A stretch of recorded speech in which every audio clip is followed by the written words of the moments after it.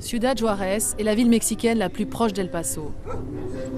Elle attire de plus en plus de candidats à l'immigration clandestine.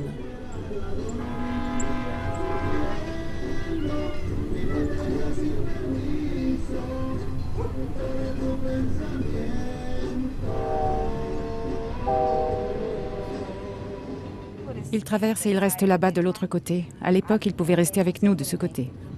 Mais une fois passé la frontière, ils ne peuvent pas revenir. Non, Ils ne peuvent pas prendre le risque d'une seconde fois. ils choisissent de rester de l'autre côté. Ils ont de la famille là-bas. Ici, ce n'est pas une clôture difficile à franchir, mais il y a les caméras. Mais il n'y a aucune chance, enfin très peu de chance pour eux de pouvoir y arriver. Donc ils ont dû repérer d'autres endroits par lesquels passer. Mais c'est plus risqué. C'est plus risqué, c'est pour ça que depuis, ils passent par l'Arizona et qu'ils meurent dans le désert. Certains d'entre eux viennent ici avec l'espoir de se rendre aux États-Unis. Et ils restent coincés ici. Oui, ils se retrouvent coincés ici. Ils découvrent que ce n'est pas possible de passer parce que maintenant il y a cette clôture. Mais il y en a quelques-uns qui prennent le risque.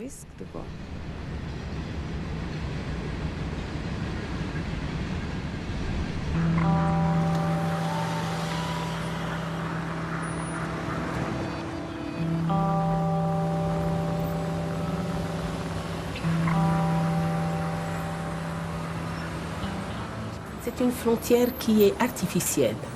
El Paso et Juárez, c'est une même ville, séparée par une frontière, mais aussi séparée par des ponts. L'économie de El Paso ne peut pas se développer sans Juárez. Tous les matins, ce serait bon d'aller sur le pont et de voir tous les travailleurs qui viennent de Juárez passer la journée à El Paso et retourner chez eux. Ce sont des gens qui ont des visas et ils peuvent passer régulièrement.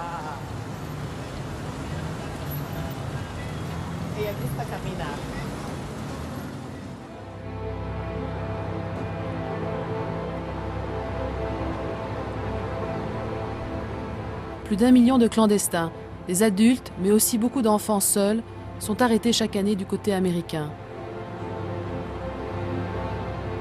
Depuis 10 ans, c'est un chiffre qui ne baisse pas malgré le renforcement incessant des contrôles, encore plus intraitable depuis les attentats du 11 septembre. C'est pour tous ces migrants, réfugiés et clandestins que Sœur Liliane, avec son association Las Américas, se bat quotidiennement. Face aux politiques et aux pratiques qui les oppriment, elle parvient à protéger leurs droits, à obtenir plus de justice sociale et à leur apporter une aide aussi bien matérielle que morale.